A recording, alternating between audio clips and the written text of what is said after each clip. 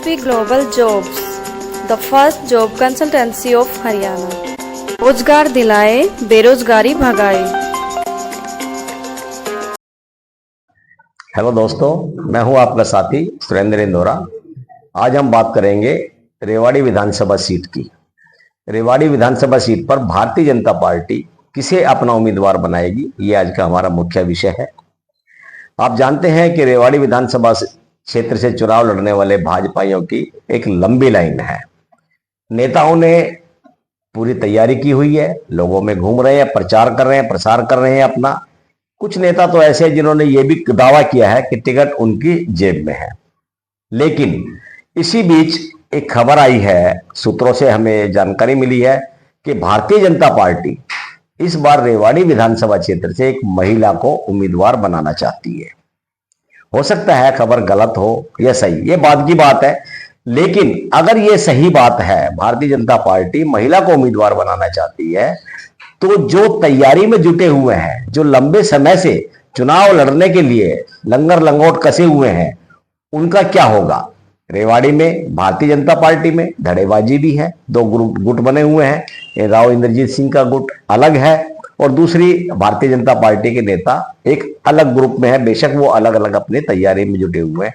अब देखना यह होगा कि क्या महिला जिसको टिकट मिले, क्या उनको ये लोग पचा पाएंगे, क्या निर्दलीय चुनाव ये लड़ेंगे या पार्टी का सहयोग करेंगे। इसी विषय पे आज हम चर्चा करते हैं और इस चर्चा में हमारे साथ है एसएसपी टाइम्स के संपादक पवन कुमार जी। पवन कुमार जी, आपका स्वागत है। आप बातें आपने सुनी सारी, तो क्या आप मानते हैं कि भारतीय जनता पार्टी अगर यहां से महिला उम्मीदवार को टिकट देती है, तो जो बाकी जो कैंडिडेट्स है, जो कैंडिडेट बनने की बात कर रहे हैं, दावा कर रहे हैं, उनका क्या रुख रहेगा इस विधानसभा चुनाव में? इंदौरा जी, जैसा कि जो अभी वर्तमान परिस्थिति है, टिकट की दावेदारी को लेकर लगभग एक दर्जन के करीब उम्मीदवार सक्रिय हैं। उनमें से ये लगा लो कि 6 के आधा दर्जन उम्मीदवार हैं वो राव इंद्रजीत के समर्थक माने जाते हैं और लगभग आधा दर्जन उम्मीदवार हैं वो राव इंद्रजीत के अलावा जो टिकट की दावेदारी कर रहे हैं, भारतीय जनता पार्टी की टिकट की दावेदारी कर रहे हैं, वो है। तो ऐसी जब परिस्थिति तैयार हो जाती है कि भाई राजनीति में पक्ष और विपक्ष दोनों बराबर हो, यानी भारतीय जनता पार्टी के दो गुट हैं, दोनों बराबर हो, तो उसमें बीच का रास्ता निकालने की संभावनाएं बनती है। अब बीच का रास्ता निकालने वाली बात है, तो वो कैसे निकाला जाए। इंद्रजीत जी के जो दावेदार है टिकट के, राव इंद्रजीत के पक्ष, वो 6 के करीब है और 6 में अलग अलग 6 हैं। तो इसका मतलब राव इंद्रजीत का पलड़ा भारी है। तो जो राजनीति में जो दाव खेलेंगे वो राव इंद्रजीत खेलेंगे, भारतीय जनता पार्टी को साथ लेके। अब उनके जो खिलाफ जो उम्मीदवार है उनको कैसे दबाया जाए, उसका तोड़ कैसे निकाला जाए, ये राव इंद्रजीत की अगली रणनीति रहेगी। उनमें नाम आता है रणधीर कापड़ीवास, सतीश प्रधान, सतीश खोला और इसके अलावा डॉक्टर अरविंद। तो लगभग 6 के आसपास उम्मीदवार है। अब इनका तोड़ निकालना राव इंद्रजीत के लिए सबसे बड़ी इस वक्त चुनौती है। तोड़ भी ऐसा हो कि ये आपस में अलग भी ना हो, भारतीय जनता पार्टी से भी जुड़े रहे और उसमें इंद्रजीत का भी पलड़ा भारी हो, तो ये पोजीशन है। तो इन्हीं को देखते हुए हम बात करते हैं वन बाय वन। सबसे पहले करते हैं बात कि भाई सतीश प्रधान की। सतीश प्रधान का विजन है वो बिल्कुल क्लियर है, अगर टिकट नहीं मिली तो मैं तो निर्दलीय उम्मीदवार के रूप में चुनाव लड़ूंगा। लेकिन यहाँ तो ये आ गई ना, हाँ, कि बगावत हो गई ना। हाँ, नहीं, वो बगावत सतीश की हुई है। अब सतीश के अलावा जो 3 उम्मीदवार और हैं जो बड़े, जो टिकट की दावेदारी कर रहे हैं, सतीश खोला हो गया, रणधीर कापड़ीवास हो गया, डॉक्टर अरविंद हो गया। रणधीर कापड़ीवास एक तरह से सुधा यादव को अपनी सपोर्ट में मान रहे हैं, भूपेंद्र यादव को अपनी सपोर्ट में मान रहे हैं। तो और दूसरा कि भारतीय जनता पार्टी की वो भी 1999 से कार्यकर्ता है, सुधा यादव, यानी वरिष्ठ कार्यकर्ता भी है। और दूसरा उन्होंने लोकसभा का चुनाव भी लड़ा है, तो रणधीर चुनाव बोर्ड की समिति मेंबर भी है, अभी मेंबर भी है। तो मेरे ख्याल से रणधीर का, अगर सुधा यादव का नाम कहीं आगे आता है तो रणधीर कापड़ीवास शायद अपने आप को दबा जाए। वो कहते ठीक है भाई, इंद्रजीत के आदमी को नहीं मिली, सुधा को मिल रही है, तो वो शायद चुनाव लड़ने का इरादा अपना कैंसिल कर दें। यही रुख रहेगा सतीश खोला का भी और डॉक्टर अरविंद का भी। क्यों? सुधा यादव की टिकट के नाम पे इनमें से किसी को इतराज नहीं होगा। और वहां इंद्रजीत के पास भी एक विकल्प रह गया, उसके जो विरोधी उम्मीदवार थे उनको भी टिकट नहीं मिली। इसीलिए SSP Global Jobs, the first job consultancy of Haryana. रोजगार दिलाए, बेरोजगारी भगाए। समर्थन कर देता हूं मैं। उससे दो फायदा हो जाएंगे सुधा यादव के नाम के।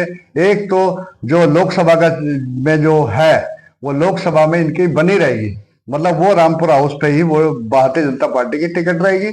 और सुधा यादव अगर विधानसभा का चुनाव लड़ती हैं तो कहीं ना कहीं आरती राव को भी सपोर्ट करेंगी। दूसरे हलकों से अगर आरती राव को टिकट मिलती है तो सुधा यादव भी सपोर्ट करेंगी। तो एक तरह से गठबंधन है ये, सुधा यादव और राव इंद्रजीत का ये समझौता है।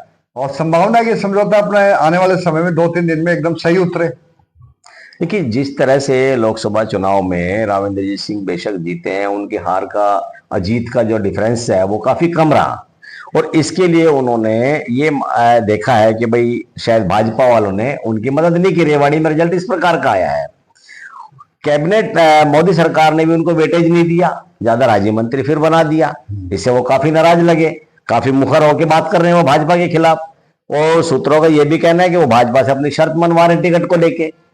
रेवाड़ी में भी राव इंद्रजीत सिंह चाहते हैं कि उनका अपना कैंडिडेट हो। सुधा यादव उनके अगेंस्ट खड़ी हुई थी, सुधा यादव से उनको हार मिली थी 99 में, कारगिल की जो लहर में उनको हार मिली थी। और व्यक्तिगत रूप राजनीतिक रूप से भी इनके ज्यादा नजदीकियां आपस में नहीं है इस प्रकार। तो राव इंद्रजीत सिंह ये चाहते हैं कि भाई रेवाड़ी से उनके आदमी को टिकट मिले, जैसे पिछली बार 2019 में हुआ था। उन्होंने अपने व्यक्ति को टिकट दिलाई, अपने समर्थक को टिकट दिलाई। रणधीर सिंह कापड़ीवास फिर बागी हो गए उन्होंने अपना, और इसका रिजल्ट ये निकला कि भाई चुनाव भारतीय जनता पार्टी हारी। अब मेन बात यह है कि क्या राव इंद्रजीत सिंह अगर भारतीय जनता पार्टी सुधा यादव या महिला किसी भी उम्मीदवार को कोई टिकट देती है तो क्या राव इंद्रजीत सिंह इसमें सहमत होंगे? और होंगे तो जो उनके समर्थक है जो उनके साथ में लगे हुए हैं और जिनको शायद एश्योरेंस भी कुछ दिया हुआ हो, तो वो कहां जाएंगे और वो कैसे अपना तालमेल बिठाएंगे? नहीं, उससे पहले राव इंद्रजीत जी एक समझौता कर चुके हैं। वो समझौता उन्होंने एक्सपेरिमेंट करा, समझौता नहीं कहेंगे, एक्सपेरिमेंट करा है। वो वंदना पोपली के ऊपर करा। उन्होंने ट्राई करके देख लिया कि भाई वंदना पोपली को अगर जिला अध्यक्ष बनाया और कहीं से भी कोई उसका विरोध नहीं हुआ, दोनों में से किसी पक्ष ने उसका विरोध नहीं करा जिला अध्यक्ष बनने में, तो वो उनके दिमाग में ये बात होगी अगर विधानसभा से भी किसी महिला को उतारा जाए तो दोनों पक्ष में से कोई भी उसका विरोध नहीं करेगा। हाँ, ये है कि इंद्रजीत जी को ये सुधा यादव को अपना प्रतिद्वंदी ना मान के एक तरह से भारतीय जनता पार्टी का उसको उनका वरिष्ठ कार्यकर्ता मानना चाहिए, प्रतिद्वंदी ना माने। तो सुधा यादव एक ऐसा समाधान हो सकती है जिसमें भाजपा एकजुट होकर, लगभग पूरी तो नहीं कह सकते, 80% भाजपा एकजुट होकर चिरंजीव राव के खिलाफ अपना उम्मीदवार उतर सकती है, सुधा यादव को उतार सकती है। तो उससे जीत की भी संभावना बन जाएगी। जो कप्तान हाउस का आज तक इस सीट पे कब्जा ज्यादा रहा है, तो सुधा यादव के नाम के आगे आने से उस पे मतलब कप्तान हाउस को टक्कर दी जाती है। लेकिन बात यहाँ आती है ना कि क्या जो तैयारी में लगे हुए हैं पिछले लंबे समय से, जैसे सतीश कोला जी कहते हैं कि मेरी टिकट पक्की है। सतीश यादव से अभी पिछले कॉन्फ्रेंस हुई थी तो उनमें पूछा गया था कि अगर टिकट आपको नहीं मिली तो आप क्या करेंगे, तो उन्होंने जवाब दिया था कि ये तो कॉमन सवाल है, ये तो समय बताएगा। हालांकि हाथ पैर वो भी मार रहे हैं, लेकिन जिस तरह से उन्होंने तैयारी अपनी कर ली है, कार्यकर्ताओं को बोल दिया है जिस प्रकार से, अब तो वो चुनाव जरूर लड़ेंगे। तो वहां जो पार्टी का वोट जो मिलना चाहिए था, पार्टी का नाम लीजिए, अपना पर्सनल हो उनका, वो डाइवर्ट हो जाएगा, उससे फिर उसको नुकसान होगा। नहीं, अब इसमें देखो एक ही जो इंद्रजीत समर्थक जो चुनाव लड़ने की घोषणा कर रहे हैं वो राव इंद्रजीत के अनुसार है। राव इंद्रजीत जी ने अगर ये 4-5 जने 6 जने जो भी हैं जो चुनाव में चुनाव लड़ने की दावेदारी कर रहे हैं, अगर राव इंद्रजीत जी ने कह दिया कि भाई तुमने चुनाव नहीं लड़ना, तो मुझे नहीं लगता कि वो उनमें से कोई विरोध करेगा। आपकी बात बिल्कुल सही, ठीक है। और इधर भी अगर भारतीय जनता पार्टी हाईकमान ने अगर कह दिया कि भाई तुमने सुधा यादव का समर्थन करना है, तो सतीश खोला, डॉक्टर अरविंद और कापड़ीवास कहीं ना कहीं अपने आप को सरेंडर कर देंगे। तो एक सतीश प्रधान है जो ट्रायंगुलर फाइट में मतलब आ सकते हैं। खैर सतीश खोला भी आउट नहीं जाएंगे, इतना दिन से उन्होंने नहीं जाएंगे, पार्टी में रहे हैं, काफी अपनी इमेज खराब नहीं करेंगे। ना अरविंद करेंगे, अरविंद तो भी नहीं करेंगे। लेकिन सतीश प्रधान है, वो तो चुनाव अपना लड़ेंगे। वो तो लड़ेंगे, तो ट्रायंगुलर फाइट की संभावना बन जाएगी, त्रिकोणीय मुकाबला।